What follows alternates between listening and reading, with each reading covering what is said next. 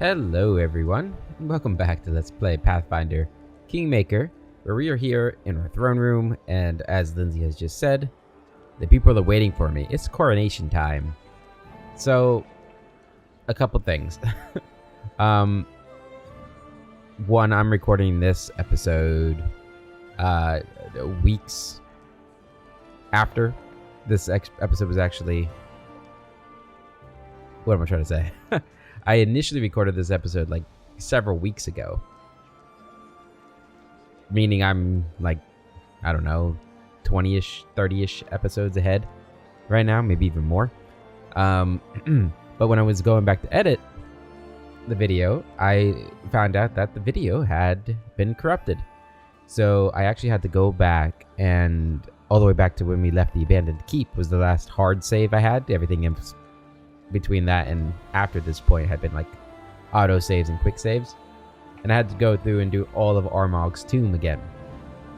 Now I set it onto story mode and I sped through it all, but essentially what's gonna happen here is you're just going to see the coronation. I don't remember what else happened in this episode besides the coronation, but the coronation's a pretty big thing, a big deal. I didn't want us to miss out on that. I'm sure the rest of the stuff is probably just like kingdom management stuff, maybe a couple of endings of companion quests, or maybe the start of some companion quests or something like that. I don't think there's a whole lot else outside of the coronation, but yeah, I wanted to at least show you guys the coronation because this is like a huge pivotal moment in Agranak's life in this game's story, so we wanted to see it. So let's go ahead and do that, and then it'll jump in. So after this coronation scene, it'll like cut to what the next episode would have been. So there's a little bit of continuity issue there, but hopefully you guys still enjoy. All right then. Now we can definitely start celebrating. It's just so incredible. I'm so excited. A new kingdom is about to appear. Right here, before my very eyes. It's long overdue if you ask me. My book of our adventures is desperately lacking in episodes where the heroes are properly rewarded. Shush, girl, stop babbling, would you?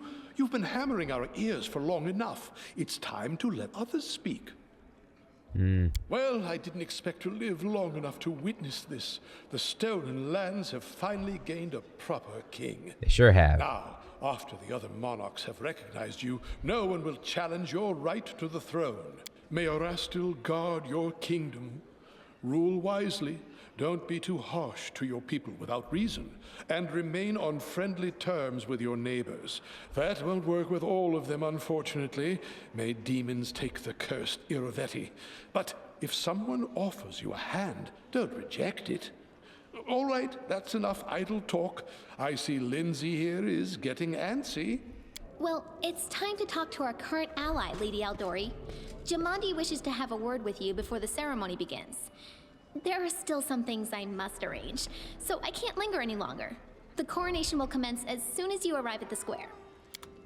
All right.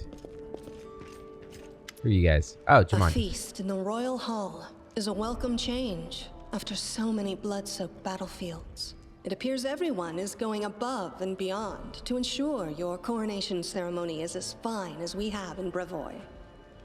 Jamandi Aldori gazes at the throne room, as if taking in every detail. And you more than deserve a lavish celebration. If you hadn't arrived in time and intervened on the battlefield, many would be dead today. I'd be honored to help you govern the kingdom. Should you need my service, I will immediately answer your call. Thank you, Castle. Trust my expertise. High society events quickly become boring, and you'll be thanking the gods for every opportunity to flex your muscles. You'll learn this on your own soon enough. So, now you're but a few mere paces away from the crown. How does it feel? I will accept this crown and rule for the benefit of my subjects. Is that so? I hope you will rule your lands with the same resolve you show today. When I decided to ally with the mayor of Restal, I was confident in my resolution. In time, I grew to question my decision. But of course, we must look always forward. Never let doubt shake your determination. Let's get to the point. As a sword lord and a defender of Restov and its lands, I want to clarify one thing before your subjects steal you from me. How do you see your alliance with Rostland? Our states are related today and for years to come. I support your ascent to the throne, but you must understand that this imposes upon you some obligations as well. Think carefully before you answer. Your words will define how close our states become in the future. I wish to unite our powers and make our enemies tremble at the very mention of our names. Together, we will make our nations the greatest allies of Aveston. Then it is decided. I like it when people get straight to business, rather than wasting time in idle chat. Our advisors will discuss the specifics of our alliance in greater detail, but I already like what I hear. Germandi slaps her fist against her palm, and we get to the new events here: lighter border control, Aldori fighting schools, and trading with Restov. We are decided then. We have lingered too long already. Your people await you outside, Your Highness. It's time you emerge and greet your subjects. I shall emerge. Alright. We're just gonna head right outside. I don't have like any cooler armor I could wear, do I? Ooh, that's cooler. Yeah, just for you know, the purposes of this. Maybe take my helm off. Let them see my beautiful face. Yeah, we'll go with that. Alright, outside we go. Let them awe at the beauty of their king.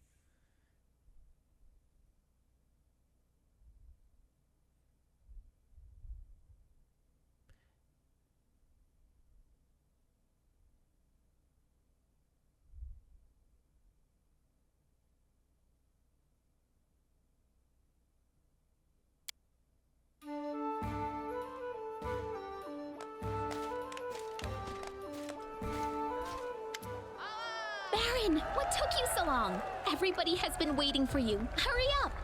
Lindsay is almost jumping in excitement, clutching in her hands a scroll covered with solemn oaths. I've searched all the books, but I couldn't find anything that resembled a coronation protocol for the Stolen Lands. So, I took the liberty of penning the program myself. Don't worry, I did the very best I could. She proudly demonstrates a parchment scroll covered with scribbles. Lindsay clears her throat and turns to the crowd.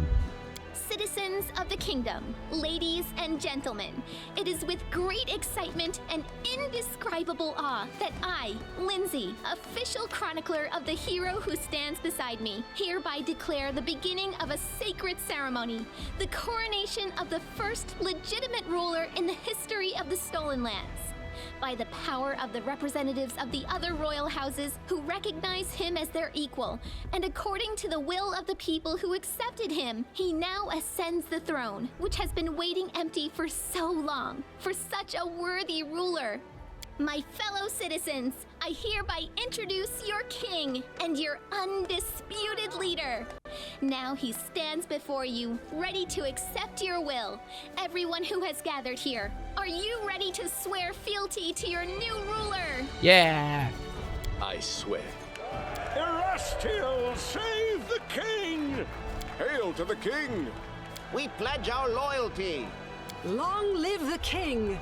Yeah, sure. How much longer are you gonna wag your tongues? It's time we start feasting in the chieftain's name. Interestingly, she's got the longest sentence here, or piece of dialogue for that. So it is decided. And now, it's your turn, Your Highness. Into your hands we commend our lives, and humbly request you address the fate that awaits for us under your rule. Please now answer. Lindsay turns to you. The bard clears her throat and solemnly reads her words from the page. How do you intend to rule this land and its people? With benevolence and care for those who suffer, or with strength and severity for the unworthy? All who abide by my laws may rely on my mercy. I will not deny help to anyone in trouble who comes to me for aid. I will be merciful with those who deserve it, Perhaps with benevolence, perhaps harshly. We'll wait and see. I will destroy the unworthy, but as for those who are suffering, let them solve their own problems. Let's go with the neutral good. I'll not deny help to anyone in trouble who comes to me for aid. Will you honor the old ways and traditions, which spread through these lands long before your time? And will you abide its laws, which all accept? I will abide the laws which benefit my subjects and my lands. I don't need outdated traditions or stupid laws. The will of the king is above all. I know that what my subjects require for their happiness and prosperity. Only if it is wise and serves our larger goals. This country will live under the rule of law, and those who break the law will be severely punished. Laws? I don't give a fig about laws. I am the power and I am the law. If during breakfast I wish to hear innocents screaming on the rack, then I will hear it. I'm gonna go with the neutral one. Only if it is wise and serves our larger goals. And finally, what will be the motto under which you shall rule? Proclaim it now for us to witness, and we shall etch this solemn moment into our hearts. Honor and law, hope will prevail, mercy before law, the oath is sacred, truth is temperance, or truth in temperance, freedom above all, and life is fleeting but law is forever. It's gotta be freedom above all, right? We are the free lands. Well now. Esteemed gentlemen, fair ladies, the ceremony is complete, and now the long-awaited moment has arrived. Lindsay glances at the last few lines of her manuscript. She clears her throat and turns to the crowd. Not a clearing of her throat. Let us bow together and witness this solemn moment. The crown. Bring me my crown. Where are you going? Hey, it's not time to leave. What are you doing? Crown me. Somebody get her a stool or something? Hail to His Highness! Hooray! Long live the king! A toast to His Highness. Speech, Your Highness. According to tradition, we need a speech. Lindsay leans towards you and whispers urgently. Fine, I shall speak. Ladies and gentlemen, His Highness wishes to give a speech. Lindsay claps her hands in joy and turns to the crowd. You step forward. The countless faces of the crowd, so noisy just a moment ago, now become still, their eyes all upon you. My good subjects, the only dream is to deliver peace and safety to those who have put their trust in me, something you have so desperately needed for so long. My loyal subjects, today is the day when law finally comes to the Stolen Lands. Brothers and sisters, the very essence of the Stolen Land is freedom.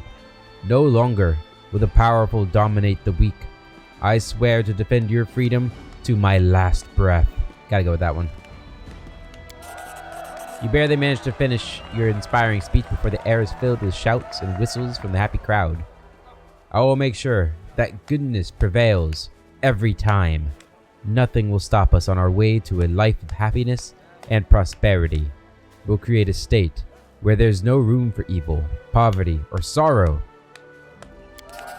Smiles light up the people's faces, and you can hear merry laughter and shouts of approval. You see a few sarcastic grins as you speak, but these grins are easily lost among the sea of smiling faces.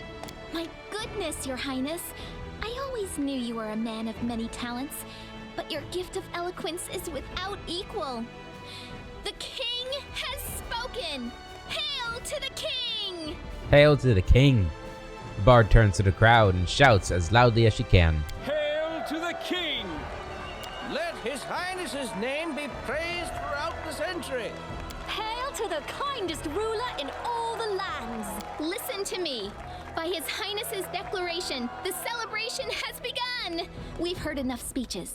Now let us enjoy the feast and raise a toast to the health of our king. Hell yeah. My king!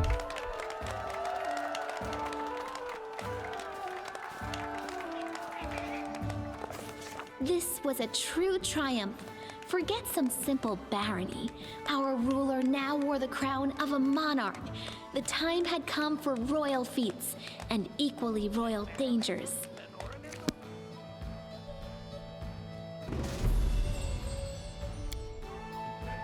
Okay. there we go. And there is the coronation of King Agronak, first of his name, tamer of the Shrike Hills, and, you know, all the other stuff. I got nothing else. Yeah, guys, so I hope you enjoyed the coronation. I do, again, apologize for the corrupted video. That meant you didn't get the whole episodic package that I like to do with these episodes. But yeah, I mean, I've got the next episode edited. It looks like we are on our way somewhere. I don't know. I just see that we've got the map out, so we start outside of the town. I imagine we'd probably go and talk to people. There might be quests in here that, you know, that I did already, but because I just rushed Armag's tomb. But yeah, and we're gonna go ahead to the next episode. I hope you guys enjoy. Hello everyone, and welcome back to Let's Play Pathfinder Kingmaker. Last time, we became king. Look at us in our crown. Oh yeah. We are now king of the Freelands. And we have entered into a really strong alliance with Restov, which is really great for us. And now we are kind of freed up to do whatever we want for a while. So first thing we're going to do is we're going to help out our girl Kanira and Kaliki. Deal with the forefather, or not the forefather, the soul eater.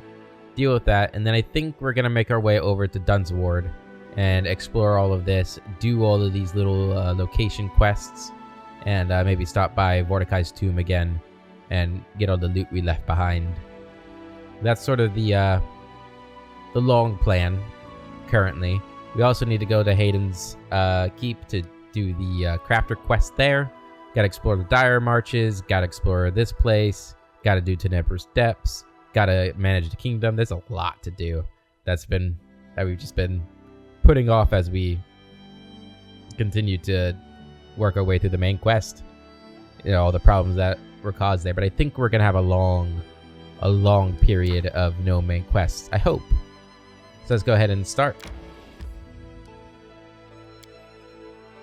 Well, how do I...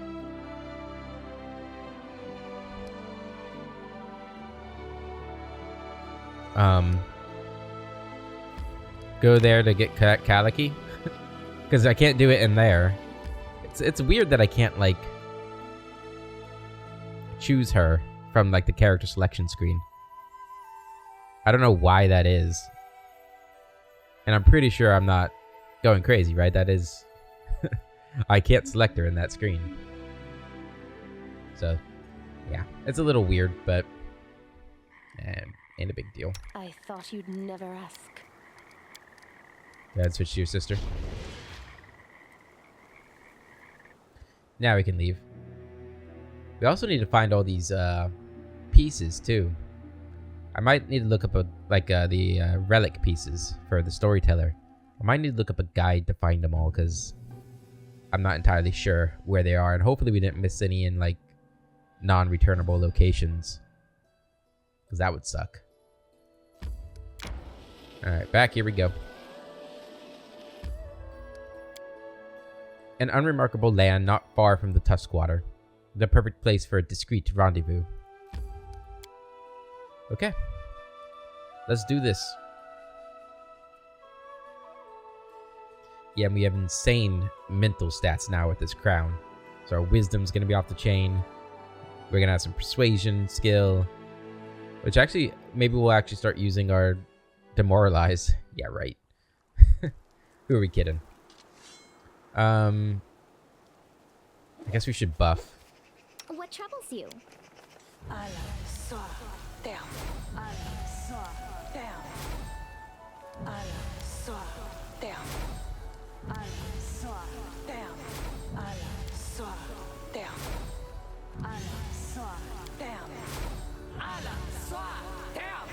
And don't need to shout, Lindsay. Jeez.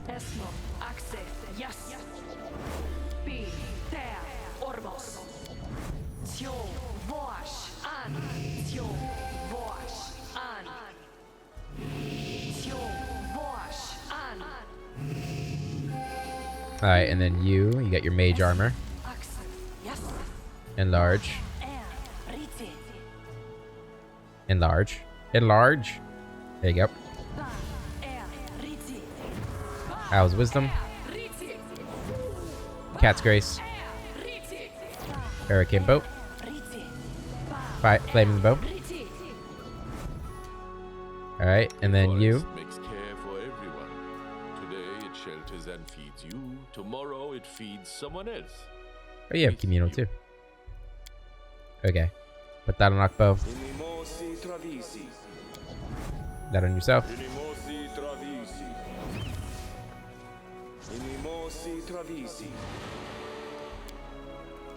Okay.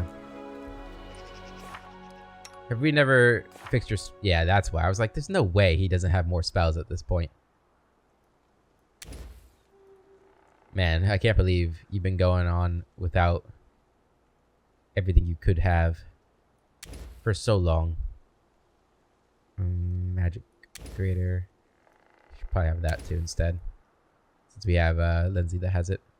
And then here, Bow Spirit. Shapeless force that hovers about you, taking ammunition from your quiver and firing it. For as long as the bow spirit lasts, you can spend a swift action to direct the bow spirit to fire an arrow or bolt at a target of your choice. Huh. That's pretty cool. But I think I would rather have Aspect of the Wolf. Yep. Okay. Let's move forward. What do we got here? You! Kaliki folds her arms on her chest and glares at the devil. How rude, girl. The forefather doesn't seem insulted. I thought you were old enough to understand what little meaning there is in such labels as good and evil. Didn't the evil devil help you and your sister? Didn't the followers of the good goddess despise you? Anyway, now is not the time for long conversations. I promised you a chance to get rid of the Soul Eater once and for all, without any fuss. That time is now. The devil makes a sweeping gesture forward.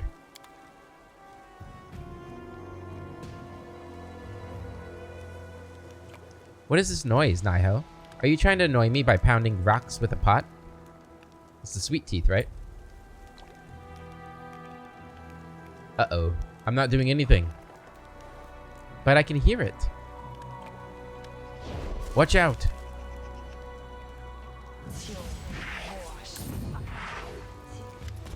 The sweet teeth! No, no! Why so upset, my dear? I use my mastery of illusion to fool the slow-witted Soul Eater. It will get its victim, 3 of them in fact, and it will believe that it captured and killed Khaneera, and then it will leave and your problem is solved. Kaliki looks at you, eyes filled with despair. Please, Agranak, we have to save them. What if we summon Khaneera? The creature will be drawn to her, and we'll be able to kill it. But then, my sister... Oh, Nethys, I don't know. I don't know what to do. Follow your heart, of course. Isn't that the sort of trite wisdom you all love to repeat? Summon Khaneera. We'll distract the Soul Eater from the Sweet Teeth and then kill it. That way, no one will get hurt. I can't put the lives of the Sweet Teeth above Khaneera's, or vice versa. Let it be decided by combat, come what may. The forefather proposed a fine plan, so why interfere? Let the Soul Eater have the Sweet Teeth. At least Khaneera will survive. Summon Khaneera. Alright. Wasting no time, Kaliki closes her eyes, using the ability that she gained from the disc of the eclipse. When will I be allowed to get some sleep? What's going on here? Wait, what? This will be quick. Wait. Is Khaneera dead? Oh no, she's right here. Never mind. It'll be fine, Khaneera. Surely. Burn. Oh, come on. Never mind. You're gonna die, Khaneera. Oh no, not the wisdom drain. You should have run. Oh my god. Don't tell me we're not gonna be able to kill these guys. That's one down at least. Phew.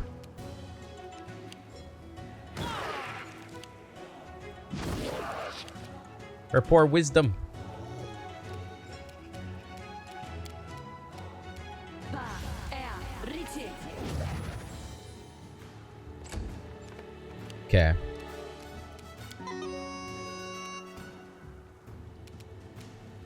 last wishes?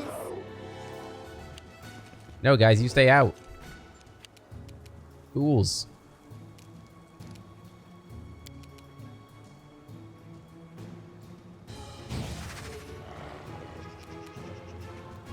Is that not? That's a full action. It's a full action. All right. Akba expected that to be a little better, buddy. Back out. Flames take you. 88 damage on the dreadful one. That was good. Yee. Strike! Come on, man. Kill this one. Good.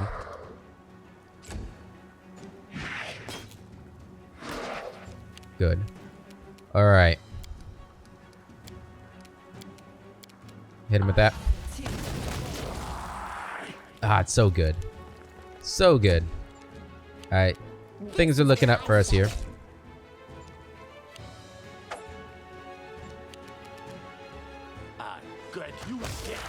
Good.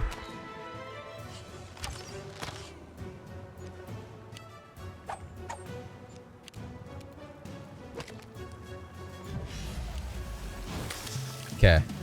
Hit it again with that. Taste my fury.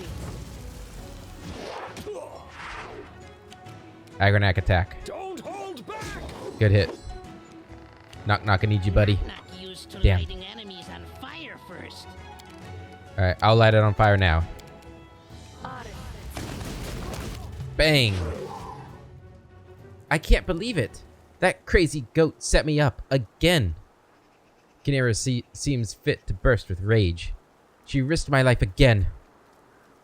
For those low-life simpletons and in a fight with a beast that killed me once already. That crazy goat? Is she talking about this guy or your sister? Wait. So you're not Kaliki? Kingmaker, you're alive? What do you mean it killed you once? I'll show you, your Kaliki. Tell her she can wipe your foolish snouts for the rest of her life if she values you more than me. The sweet teeth, they're alive. Praise Nethys. Your sister was just here. She's very angry with you. Angry with me? Well, then you can tell her I don't have to live with blood on my hands for her sake. If she hadn't made that deal with the devil, if she didn't want to have everything, then this would never have happened. I gave half my life for her return, but I can't, I won't give the rest, or give the lives of my friends as well.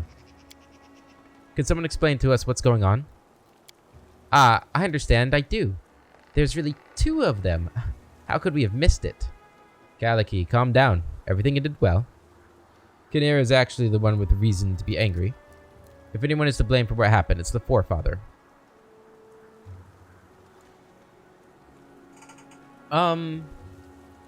Yes, I do think it's the Forefather's his fault. Like, I get that he, in the end, it helped us, but he had no reason to keep this information from us. Right? He could have told us what his plan was, and then we could have worked something out to set a better trap than this. But, yeah.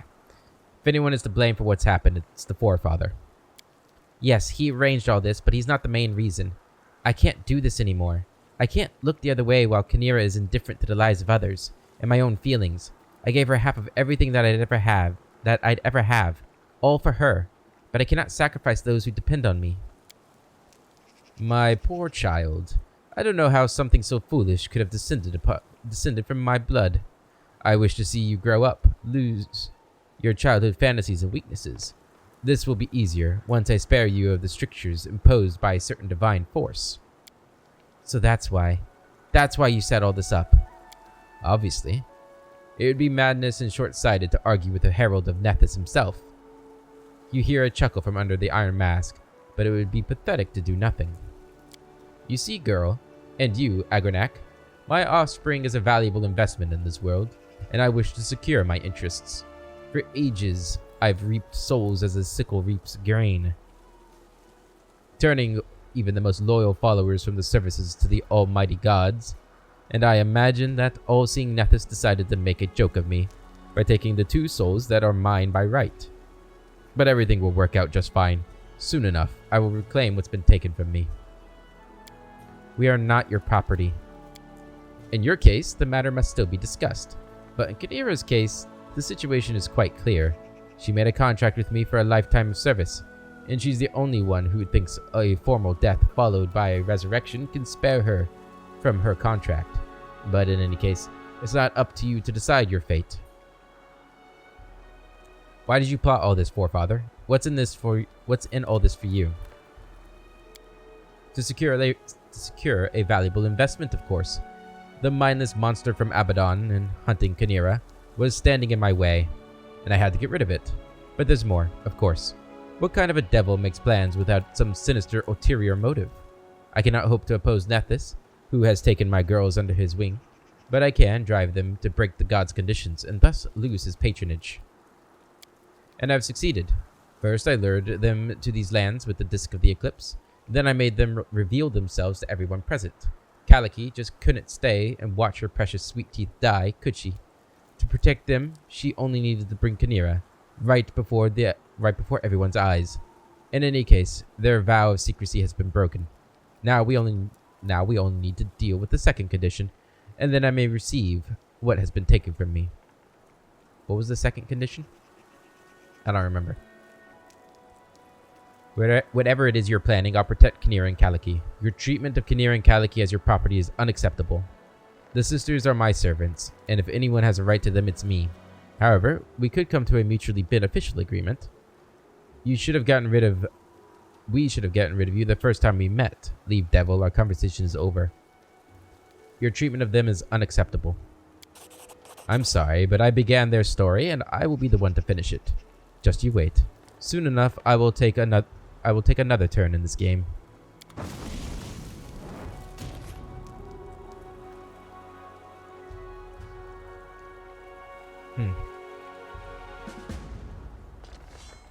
Okay, so the sweet teeth thing is done. What do you know? All this time, the person we were calling Kaisi was in fact 2 different people, and the forefather arranged all this horror with the Soul Eaters just to reveal their secret to everyone. Now they're pretending that nothing happened, but maybe the king will be able to get them talking. You guys all right? We're afraid of Kynira. She will definitely roast us. You know what? I really like that adventure with the Soul Eater. Okay. Take all that. Anything else around here?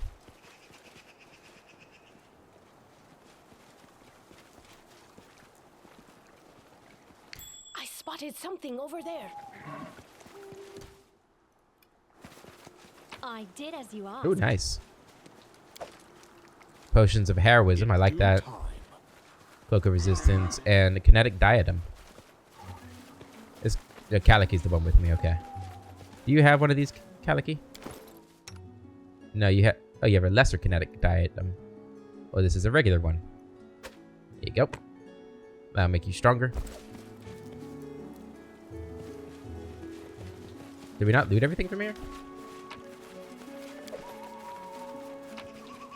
Oh, there were just 2 bags. I see. Okay. Let's leave. And we'll go back to the capital. We'll talk to our girls.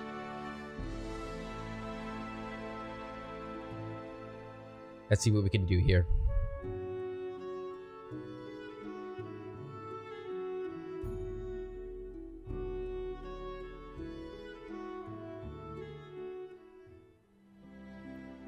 To the capital.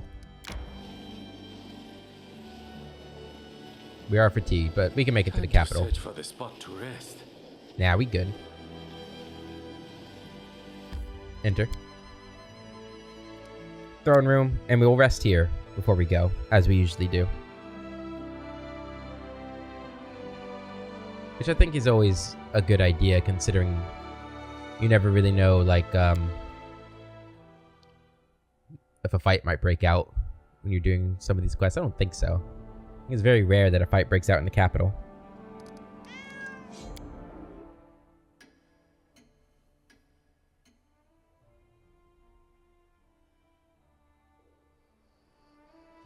Okay. Back out here.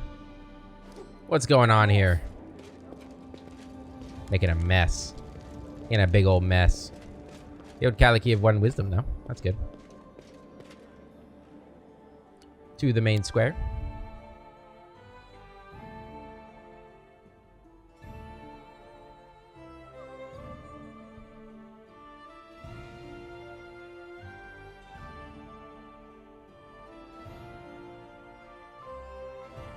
Yeah, we might have to start marking these off, the loading screens for these. I think it's almost like 20 seconds. And I don't know how much. I guess I can just start reading the tips really slowly.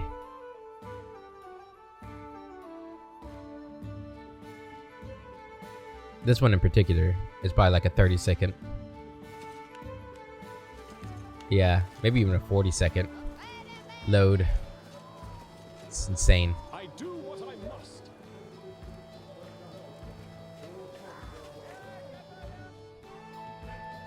Alright, the sweet teeth are no longer here. Alright, Kinera. Let's save it. Just in case I want to save scum anything.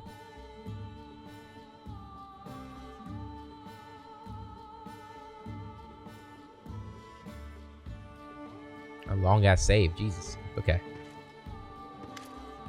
Kinera mumbles something with an independent air, then chuckles. Some story, isn't it? You're fine, aren't you? Amazing, isn't it? Yes, I'm quite alright. For someone who was used as bait for an evil monster from Abaddon. Did you understand what the forefather was trying to achieve? He explained everything, with his devilish dedication to details. He considers his offspring a valuable investment, and me, well, I'm his property. And my death didn't annul the contract. But I suspect he has another motive. You know. Demavigas? Demavigas. Like the forefather, live for one thing, twisting the souls of believers in other deities, and bringing them under the reign of Asmodeus. Hell does not forgive mistakes, and the forefather was well regarded there, but his valuable investments slipped his grasp, to be rescued by another deity. And that must be unbearable for him. And he will do anything it takes to take us back. Or me, at least. You seem unhappy that Kaliki and I decided to summon you to save the Sweet Teeth. Kinera wrinkles her nose. You are my patron. You have the right to give orders and decide how to fight your battles. But the same is not true of my sister. She risked my life a second time, and that's not something I take lightly. Let me remind you, the first time I died, it was because of her virtuous trickery. I died alone, desperate, with a clear understanding of what was happening, and what fate awaited me. Kinera's face grows dark, and her tail thrashes the floor. What can we do? I'd say we should figure out how to stop the forefather from carrying out his plan. He's stronger than you or I. It's only Nethys' power that keeps him at bay. For now.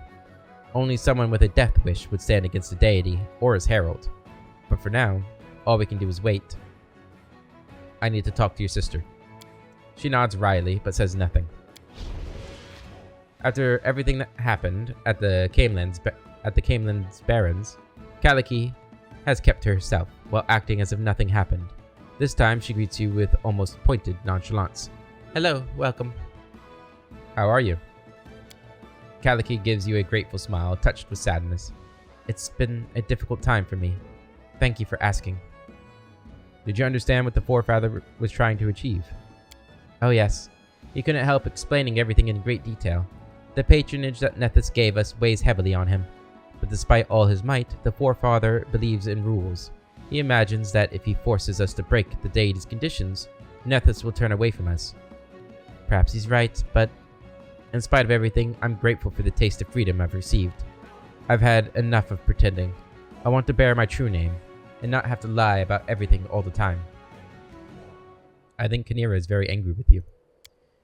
You saw and heard everything. Back then, my heart was like a pot, boiling with scalding poison. I shouldn't be angry at my sister.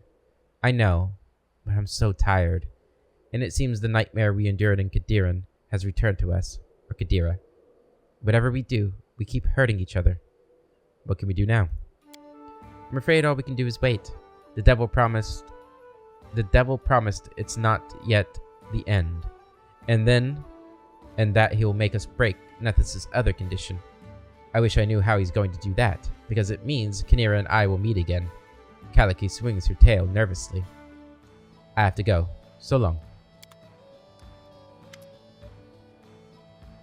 I'm Kaliki, in case you're wondering. I know who you are. Thank you, though. Any new dialogue? Alright. Your sister. Nothing new from you either, I guess. I think it's very rare that we'll find anything in these, but... Okay. Master of Principle. Okay. Well, with that done, it's another quest off the list. For better or for worse, the Forefather, that devil, succeeded with his plan. Now, everyone knows Kynira and Kaliki's secret. This means Nethys' condition has been broken. The Forefather promised this isn't the end. What will happen next?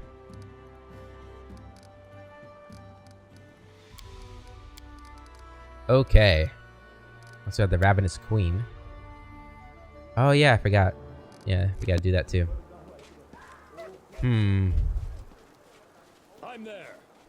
What to do first.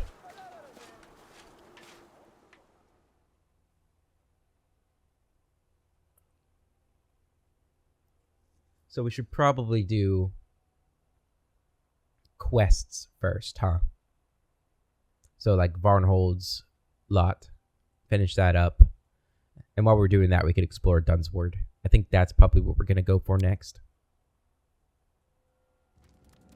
How much time do we have until the next event in here triggers? Because if it's less than 3 days, or 3 days or less, I think we might just skip days here and do some kingdom management. I think we've got plenty of time. 5 days, 4 days. Okay.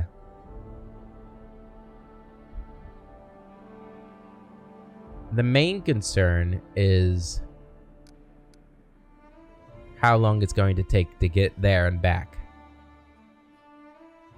I need to know how to use the teleporters. I'm assuming we go to I'm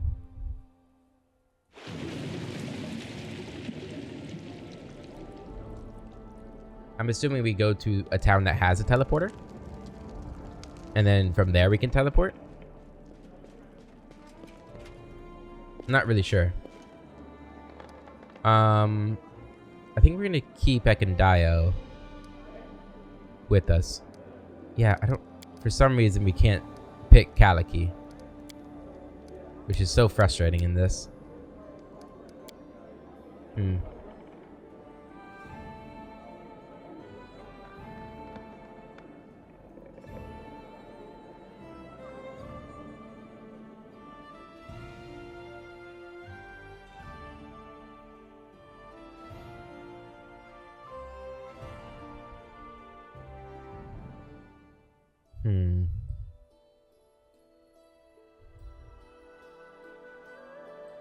Okay.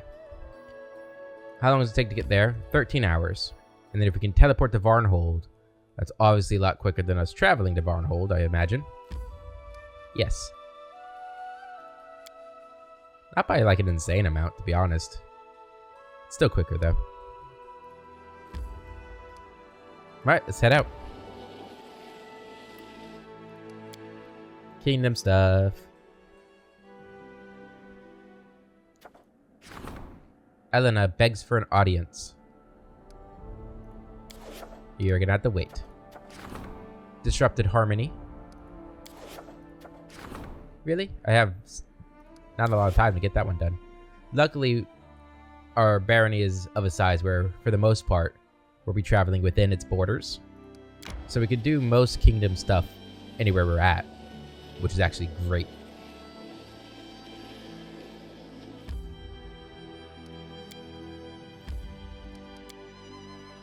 Has the teleportation circle not been built here yet?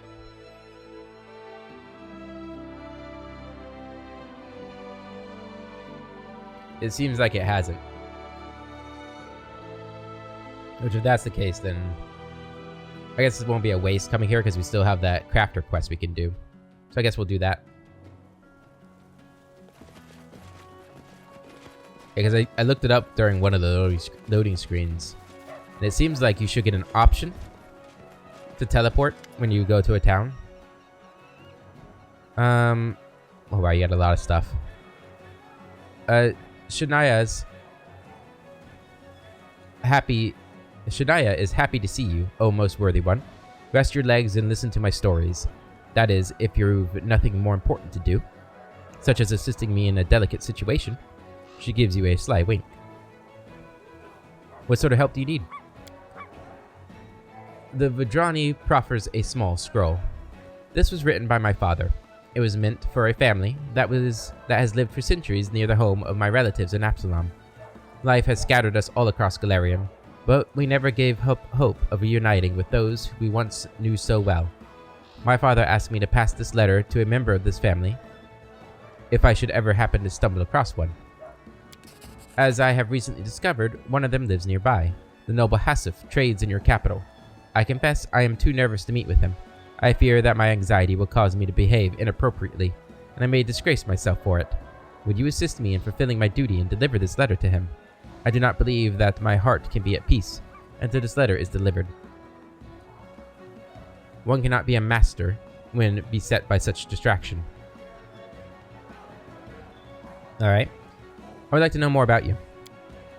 I am flattered. Where should I begin? How'd you end up here? Have you heard of Rujakavala? High in the Vidrani Mountains lies the Adharm Monastery. Its monks are pious and devout. Their duty is to feed a dead man whose green-skinned body floats over a black metal altar as he meditates. Ah, okay. Back when Rujakavala was alive, he was the vilest of the Rakshasa. However, one day he stopped upon a riverbank and became a seeker of truth, and thus he stood for 1,000 years, unmoved. Keep listening. A massive ant hive grew around him, but this did not concern Rajakavala. 1,000 years passed, and Diamazul, the god of war, came to visit him and offered Rajakavala any reward, for he'd shown great merit. The Rakshasa demanded all 8 of the god's swords. Upon receiving them, he chased Diamazul into a dungeon and, content with himself, sat down to rest. Soon, the other gods realized that war has left them, for it was much more difficult to resolve conflict and maintain order. And so they began to seek the missing god. To be precise, they found a young hero and tasked him with finding and rescuing Diamazul. But he was terrified by the sight of the mighty 3-headed Rakshasa. While one head was reading Mizravrit Brahmodia, the second was puffing on a hookah, while the third was sipping wine. The hero didn't stand a chance in battle, but the Rakshasa's bride fell in love with the hero. It is she that stands before you today. Huh. Wait, what?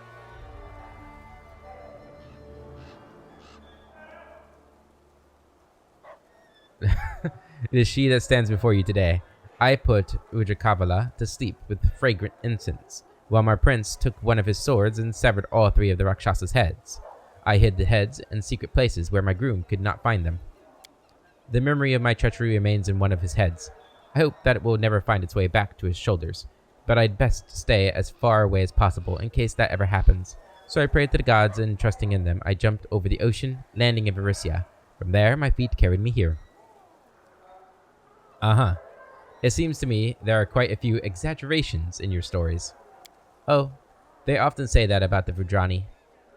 Know then that the gods have given me such lessons in humbleness that it is quite against my nature to lie and spread falsehoods. Have you ever been to Niswan? It is the capital of the island of Jaumarai, the city of 1,000 rooftops, above which flutters 1,000 silk banners. Not water, but the finest wines flow from their magnificent jade fountains. There isn't a city more beautiful in the world. But Niswan's greatest jewel is its House of Perfection, monasteries wherein the world's finest warriors train. Keep listening. Once the Monastery of the Unblinking Flame became jealous that the Monastery of the Unfolding Wind was known as the House of the Greatest Masters. Many turned down the invitations of the Unblinking Flame in order to join their white-robed rivals. The Monastery of the Unblinking Flame swore to make them pay for their insult. In the streets, the markets, and the palaces, the red-clad monks would insult the white ones, provoking them to bloody duels.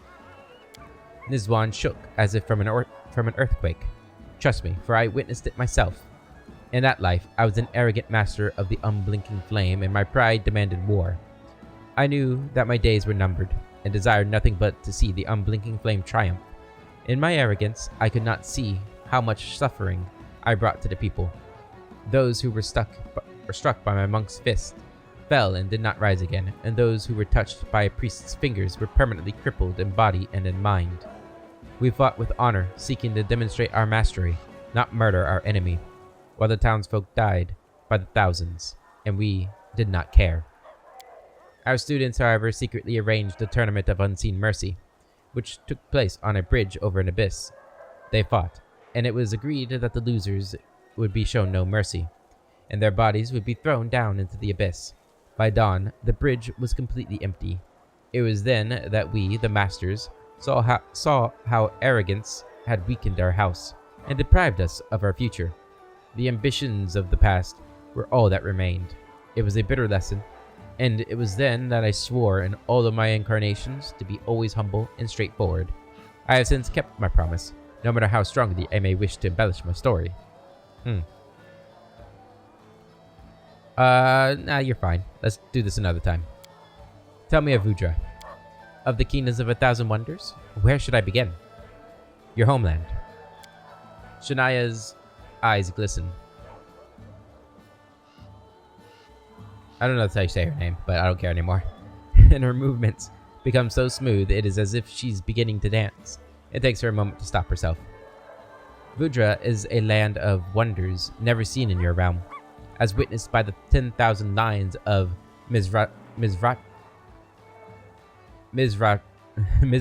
oh my god. Mizravtra.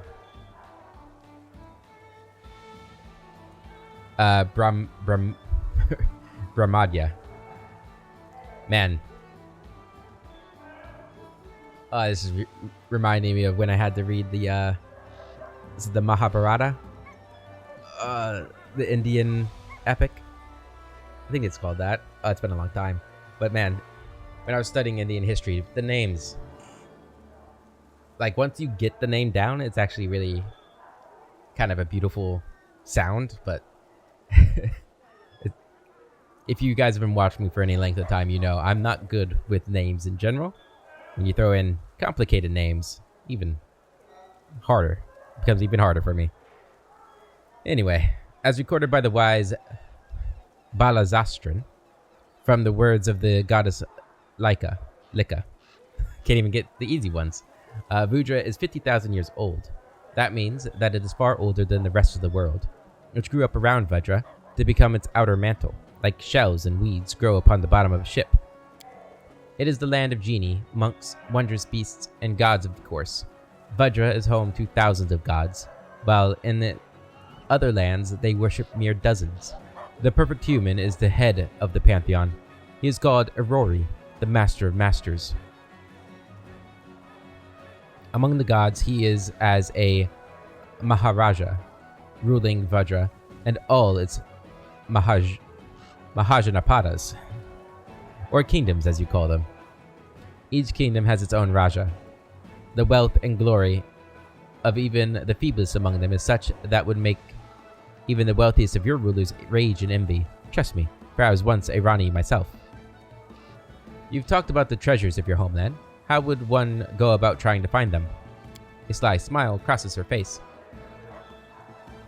Greed is a dangerous thing. Have you ever heard of the Consortium of Aspis, O worthy one? It is the union of the greediest merchants of Cheliax.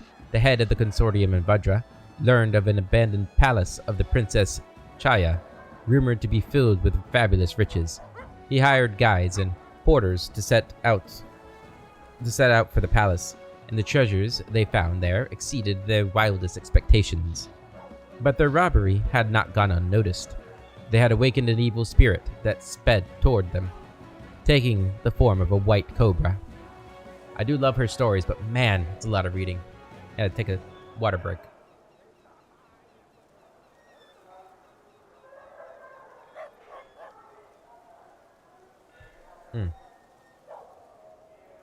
Whew. Okay. Keep quiet. The Aspis realized that they would pay dearly for their greed, and ran as fast as they could.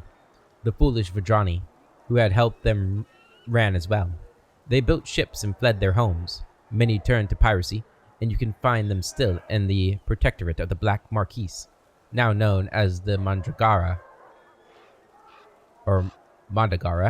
League. Woe is the fate of thieves and outcasts. Others settled in Karamaga and Varissia. I know Karamaga. I ran a campaign there, or not even really. I ran like 2 sessions there. It was really cool though. It was they who took the pyramid box from the palace and hid it from the consortium. This box is covered in the finest oil and carried by dead men, and inside the box lived the child goddess. Trust me, for the child goddess spoke to me once and foretold that you and I were destined to meet. The Vadrani hope that the deity's protection will save them, but it is the box that the evil spirit seeks. It has since transformed into a demonic ship, and it comes into ports by night. Sailors who look like crocodiles search the towns and the ship is gone by dawn. There will come a day when the ship finds Karamaga's port, and the Vadrani will pay dearly for their greed. Vajra knows how to protect its treasures, and it's best not to seek them, O worthy one. You were a ruler? Yes, I am of the Raja Castle, although I have lost all my lands. Shania speaks in a sing-song manner, as if she were reading a ballad of verse. I once disturbed an ancient city of the dead, one that lay hidden deep in the jungle. A great evil returned with me to my kingdom. The Marquis of Sakari, diseased and rabid, swarmed the land. They rolled like an enormous wave, engulfing and destroying everything in their path. They called this horror the Crimson Wind. My warriors went forth boldly, but were overrun. The walls of my palace steadily absorbed their attacks, but in the end, they turned to dust. I was preparing to die, but the red wind suddenly fled in terror, banished by a strange traveler. He was a Vanara, half man, half monkey, and he wore the orange robe of a priest. I wished to thank him, but he had little interest in my treasures. He offered me to play the wise man's game before Bar Me, and if he won, then I would have to give him my throne. I agreed, for how could I say no to my savior? He easily outwitted me, hiding 4 pieces up his sleeve, while I only managed to brush one off the table and stash another in my pocket. I ordered my guards to seize the Vanara and put him in chains, as I had no wish to give up my throne, but by dawn the monk had fled his prison. He used his tongue to lick a hole in his manacles. I knew then that the monk was Ragdaya, the monkey god, a sage, a petty thief, and the lover of 100 brides. Trust me, for I have met many gods, and know of what I speak. I gave Ragdaya my throne along with my apologies and set out to wander. Do you enjoy living in my lands? This is a wonderful land. You have such strange cuisines, and kobolds. Incredible creatures. We do not have them in Vajra. And those insolent creatures, squirrels, I have never seen such fierce creatures. But this land lacks order. The gods granted Vajra castes. You have none here, and that is why there is no order. For when you meet a member of the lowest caste, you know that they only barely deserve to be born human.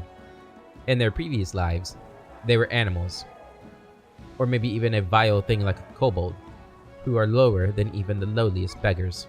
Trust me, for I have more than once faced their wicked nature. Whereas, when you encounter a member of a higher caste, be he a Padaprajna warrior or a Raja, as you and I, that signifies that in our past lives we were pious and noble, that our words were strong and true. It is that understanding that these lands lack. Until we meet again. Oh, God. Alright. Probably not going to talk a whole lot on this journey. Whew. That was tough. That was a tough read. That might make this the last episode I record for this session. Man.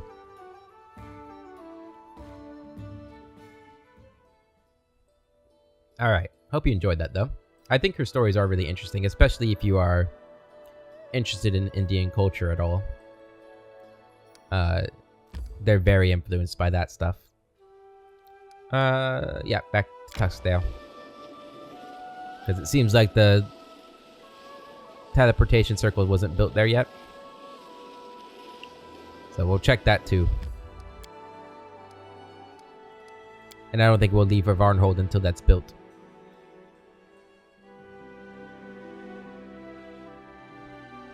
Shouldn't be long though.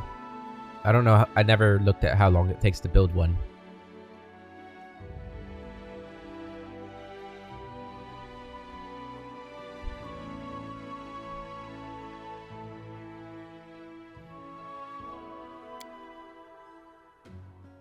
We also need to figure out how we get region upgrades.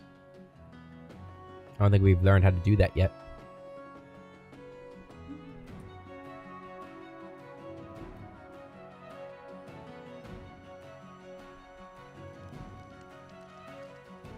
Alright, Hassif once again. He's a very popular man, this Hassif. In due time.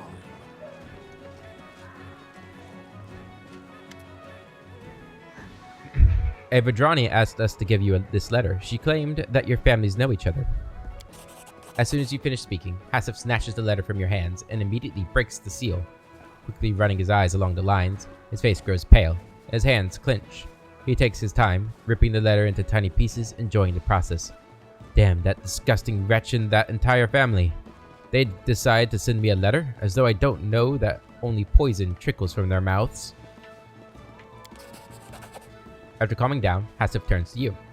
You probably did not know what was in the letter. All the better. You shouldn't burden yourself with a feud between families living on opposite sides of the world. You did your part, and I'm grateful to you. At least for caring to deliver this letter to me. Though it was written by traitors, your intention was pure. Of that, I am certain.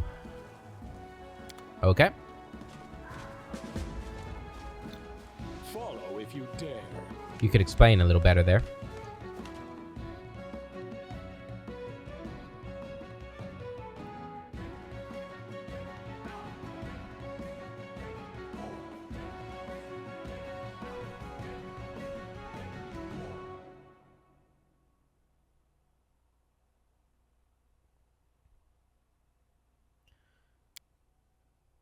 What is going on here? Who are you? Alright. Elena's face is pale, and her red hair is a mess. It's awful, Your Grace. Ekin is missing. And Tavi, too. And Tavi, an old friend. What do you mean, missing? He was happy for a while after our feast. Things were going well, but then he started feeling down, restless. His thoughts may have turned to his family again, and then this Ntavi kept turning up. And the more he talked to Ntavi, the worse he got. She was whispering something in his ear, and he kept ordering more and more wine. Then last night, they left the inn, armed to the teeth. I tried to stop them, but I couldn't. They haven't been back since. Where do you think they may have gone? If only we knew for sure, Your Grace. There is one spot, though. A bridge over the Gundren River. Travelers have gone missing there. They say it might be the work of giants, rather. And Tavi was close when some woodcutter told me about it. And I'm thinking maybe this woman dragged Ekin there? You did your duty by warning me, and I'm grateful. I'll set off to find them immediately. What if they got into battle without me? You can't let them have all the fun. Let's go find them. I'll see what can be done. They want to deal with it on themselves. I can't leave my responsibilities here to chase Ekin. They can fall into Rovagug's jaws for all I care. Get out of here. Yeah, I'll go. Let's go find them. Elena looks surprised. As Your Grace wishes. Thank you.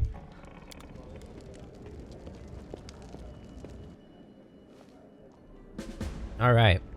Bury the past. Another companion quest. Success. Good. 2 days left on that stuff. Okay, so we'll rest, and then we'll skip a day. And it's time for kingdom management stuff.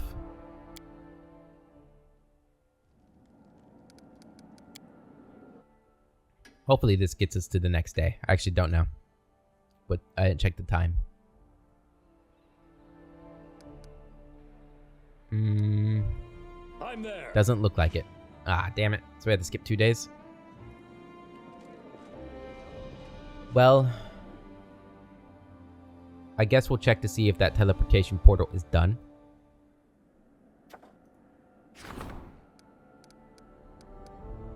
No, still got 9 days for it. Damn, those things take a long time to build. Jeez, okay. Well, in that case,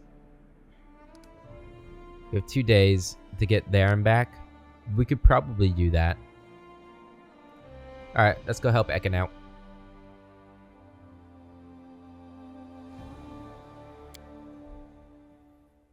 Yeah, I mean, that seems like plenty of time to get there and back.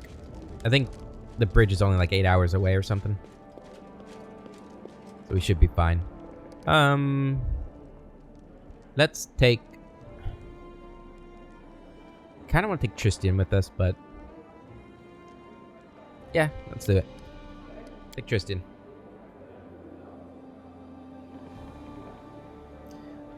For some reason, I think it's just because he's blind, and that's kind of badass. I like Tristan more now that he's betrayed us.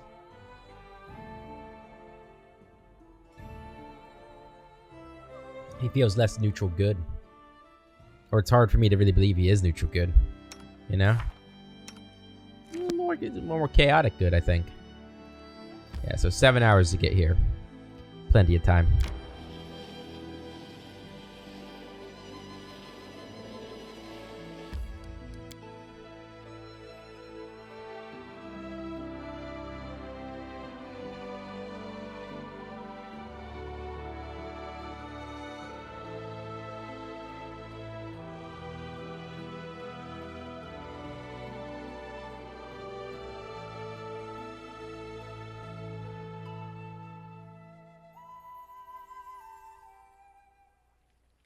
Okay.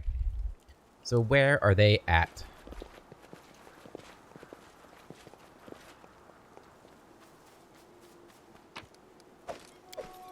Good old wolf pelt.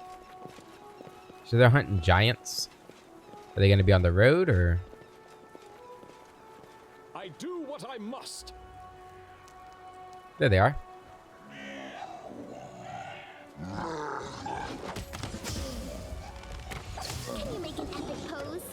So why are they fighting giants?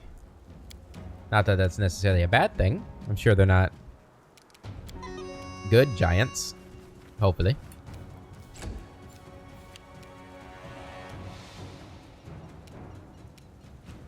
Move up.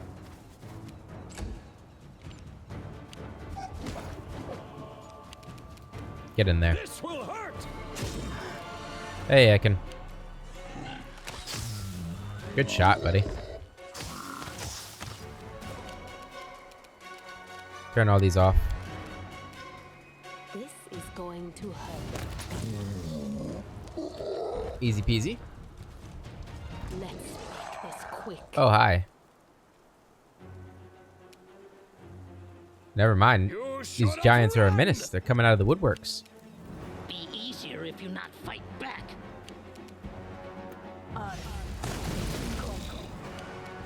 Serves you right. There's good damage there. Go ahead and bless us. Better safe than sorry, right? Burn. Strike. Come here, Bax. Not gonna stab you. There we go. Ekin, Natavi. Ekin is so tired he looks barely able to speak. Agronak. Natavi greets you with a nod. I'm glad you decided to join us, Your Highness.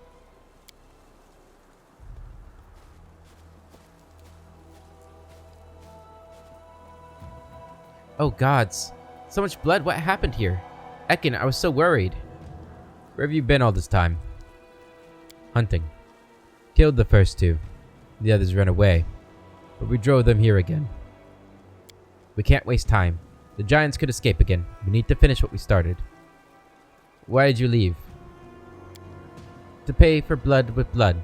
The ghosts of murdered innocents screams for justice. Fate itself has destined Ekin to be an avenger. What? What are you saying? I knew it was you pouring poison into Ekin's ears. And Tavi's eyes flare with malicious fire. But Kargat is dead. Isn't that revenge enough, Ekin? Ekin furrows his forehead, the wrinkle between his brows growing deeper and deeper. I don't know. Elena, how'd you get here? She wrings her hands. I followed you, Your Highness. I couldn't wait any longer. I almost decided to come by myself. But then I saw you walking out of the city gates. Oh, Elena. You could have been robbed or eaten by monsters, or both at the same time. Not that the difference would matter. Why take such a risk? Ekin, in the name of Erastil, stop. I can't imagine how bitter you must feel now, but you can't wash away your grief with blood. You have to say farewell to your family, honor their memory, and let the gods have mercy on their souls.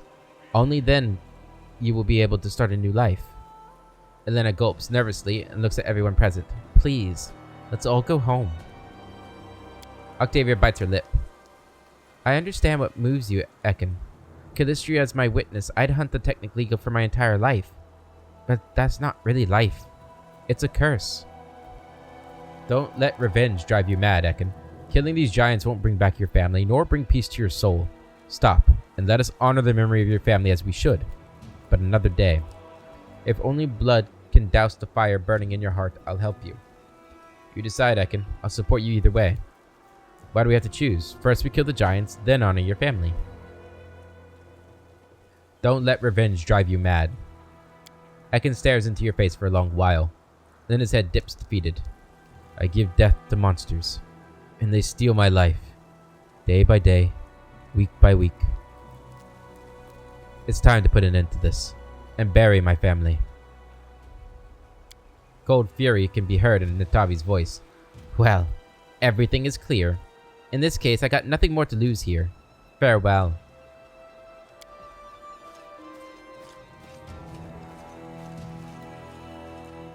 Ekin is silent for a few moments, as if gathering his strength.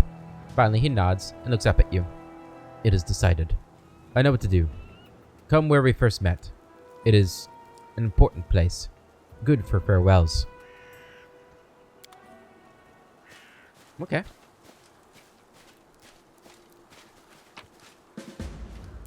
Conduct the ritual. Get all that loot. Juicy, juicy loot.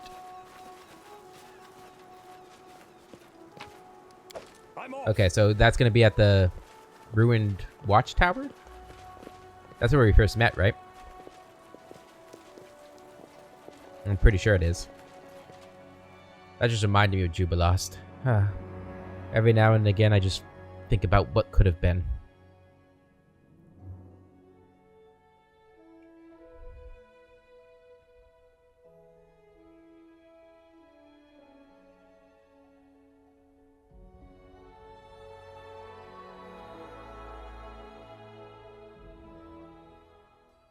Okay. So yeah, he wants to go here. Yep. The ruined watchtower. Alright, let's head back here. We'll probably need to rest and stuff again. And sell. Let's go to Market Square. Or sell. Rest. Kingdom. And I keep saying kingdom management. And we always have more time to do other things.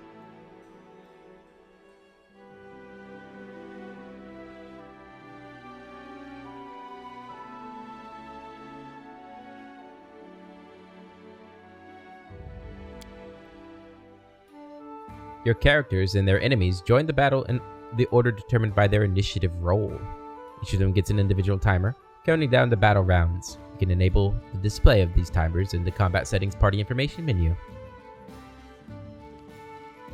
That'd actually be useful if I was playing on real time. I think. In due time.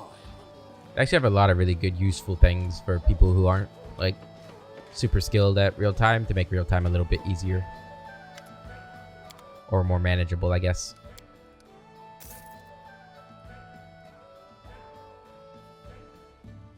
You take that.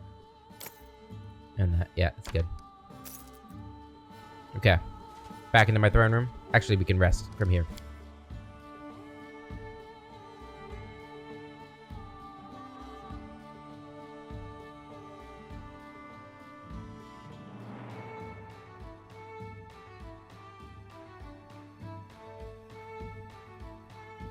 If you find an encounter too challenging, feel free to adjust the battle difficulty at the options menu. Same goes for the kingdom development. You can even turn it to auto mode if you prefer to focus on adventuring. I don't believe in auto mode.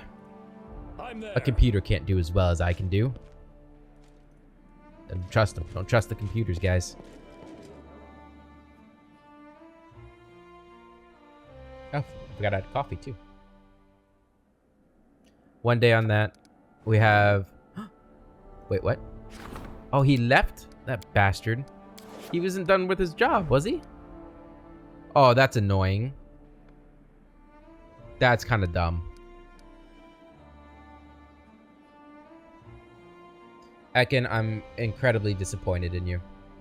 I'm kind of pissed at him, to be honest. Alright, what do we got here?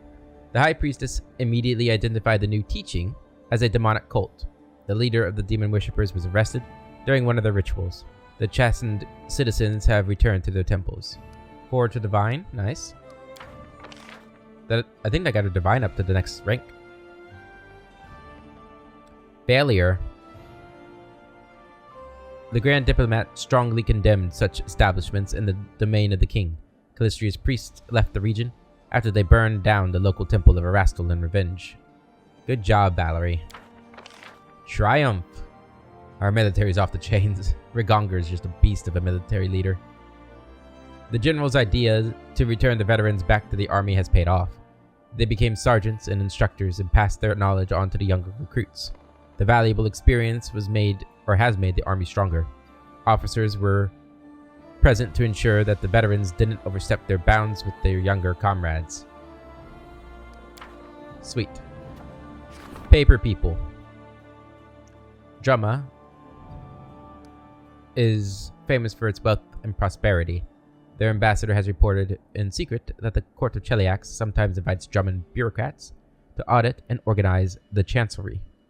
This sounds tempting, but what could we offer the ambassador of Drumma in return for their service? Alright, so you can do that one, and you could do that one. And in terms of ranking up, none of my people can rank up? You can rank up. Right, military. So I could rank up my military while the other two are doing their things.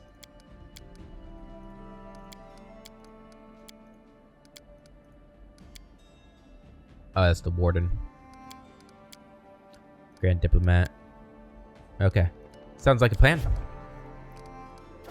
So you work on that, 70%.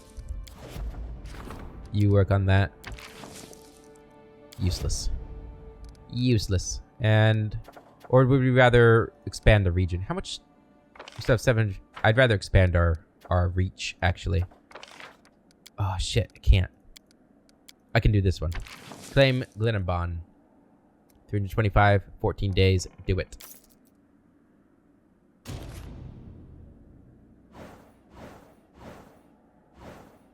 Oh, what?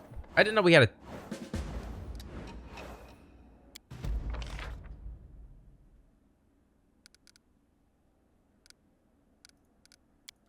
I didn't know that was timed.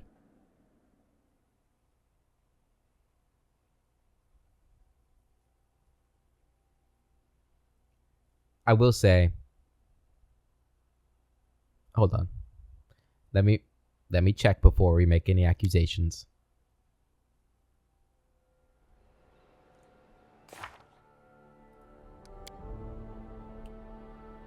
Ekin wants to honor the memory of his family, and the Baron decided to support him and participate in the ritual that will be held near the ruined watchtower. Nothing on here says that it's timed.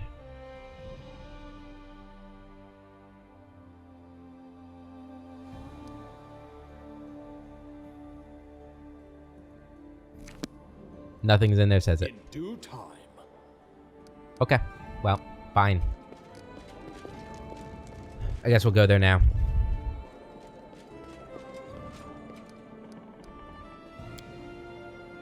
No biggie. No biggie. Anything we just did in the kingdom, we can do on the way there. Or the way back, depending on the time of the day.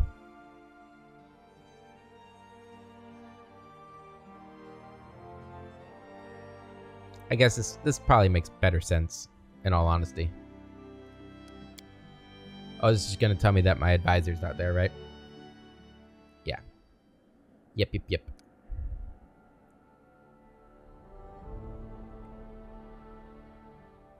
Alright. 19 hours to get there. Kind of a long time.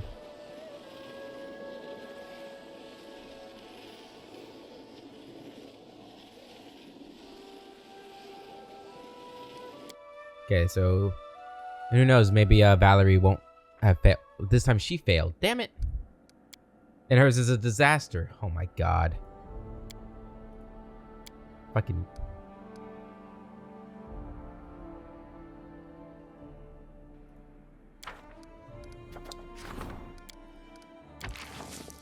I can't believe they failed that so badly. What a shame. Wonder if we could put Regonger onto anything, actually. Besides, like, one of those. Yeah, you can do this, right? Or this. 20 days. 14 days. Let's go ahead and grab this, since we're going to be adventuring in our lands a lot. That'll be helpful. Yep.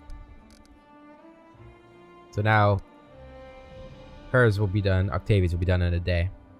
So maybe she'll, I think she can get Silver Step for us. Hopefully.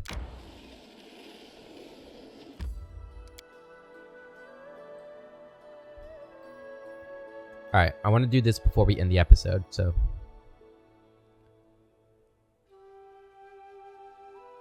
Hopefully, I think it's probably just going to be like a nice, sweet moment for Ekin as he says goodbye to his family. I like Ekin. He's good people.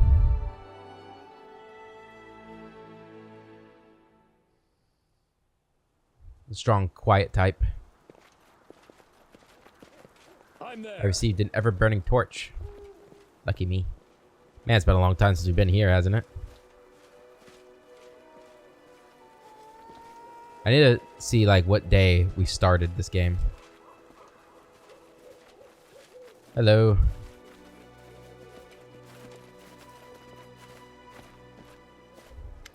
Ekin nods at you. His face is softer, and at the same time, more resolute than usual. Octavia looks at Ekin, biting her lip. My condolences. Tristan smiles sadly at Ekin, then speaks, his voice warm. The darkest hours are before the sunrise. Hold on. Trust me. You will feel better. Lindsay hides her eyes enough to conceal tears, but her voice breaks. We are with you, friend. Ekendio, the ranger's dark eyes are directed your way. You've come. Thank you. How could I not? Nodding gratefully, Ekin steps aside.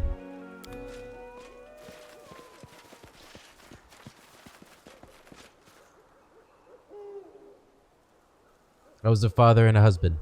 I did everything in my power and failed to protect you. I can't fix this, but I can keep others from such a loss. Someday my hands will fail to draw my bow, and we'll be together again.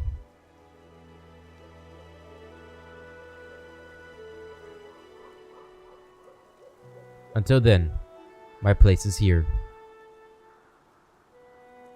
Rest in peace.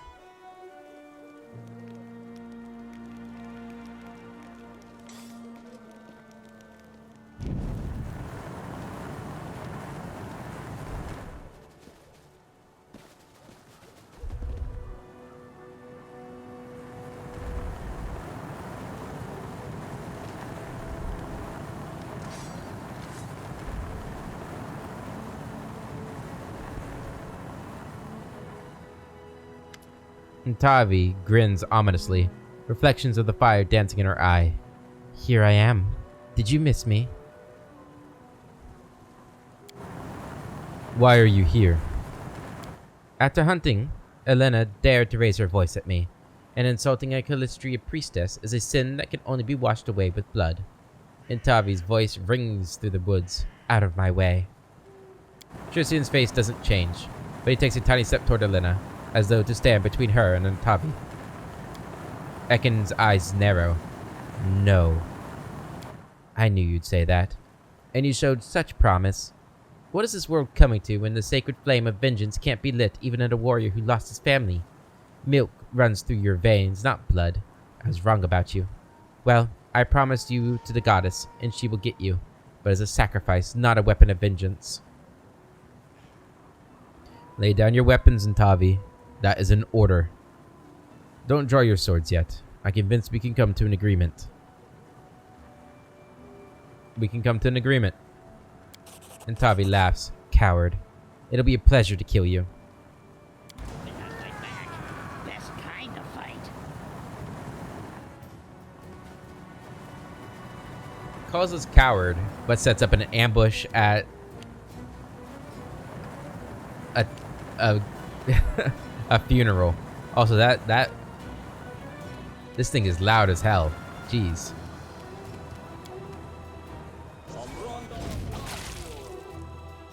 Good damage there.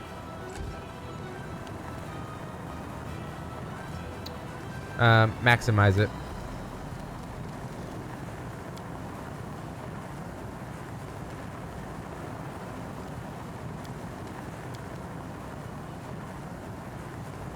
You a fan of flamed?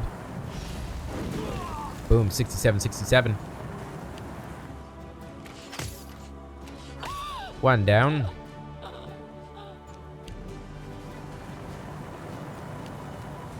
Knock knock, you still lighting enemies on fire. You're dead. And guess what? Both of you are dead too. This will hurt. Never mind.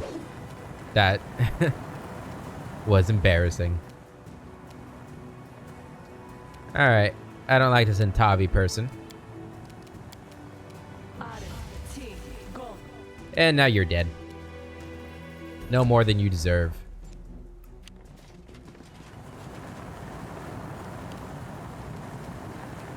Serves you right. Heh. Must suck to be frozen in ice.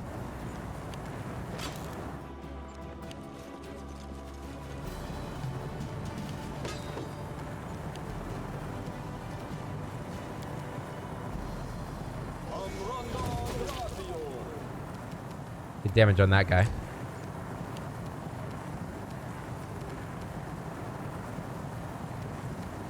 Taste my fury.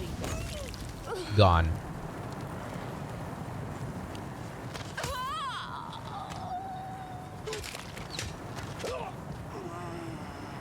Not looking good for you guys, is it? Be easier if you not fight back.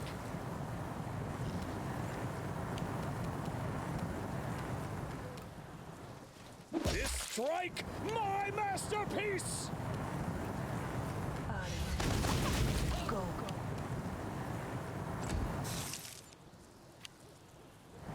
What do you got, rogue? Nothing. You're dead. Alright, just the Frozen and Tavi now. Repent. This is going to hurt. There we go. Take it all. Anything good in there? Nah, I didn't think so. Didn't think so.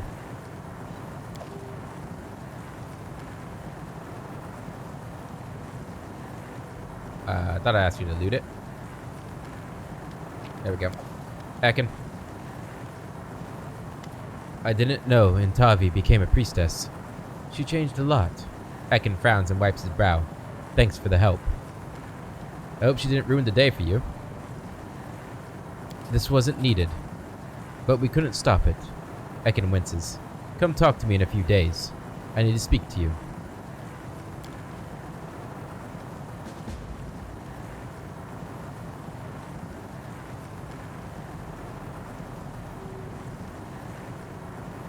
Okay.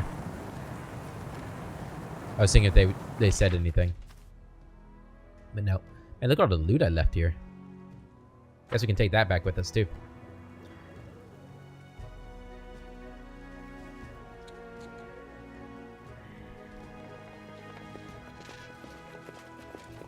Okay.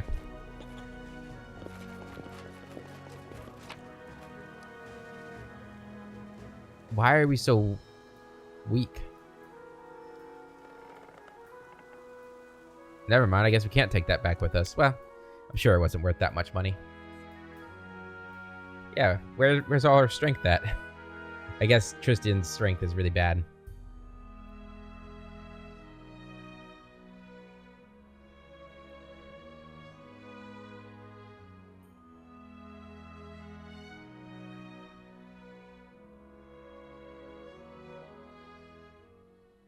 Okay. Can I put him as my advisor again? Again?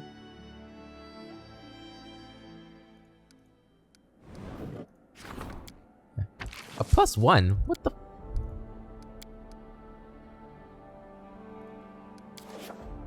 That's bad. Alright. I think we're going to end the episode there, guys. In the next episode, we'll return to the kingdom. And finally actually do that kingdom management stuff I keep talking about. But until then, hope you all have a wonderful day. And I'll catch you later.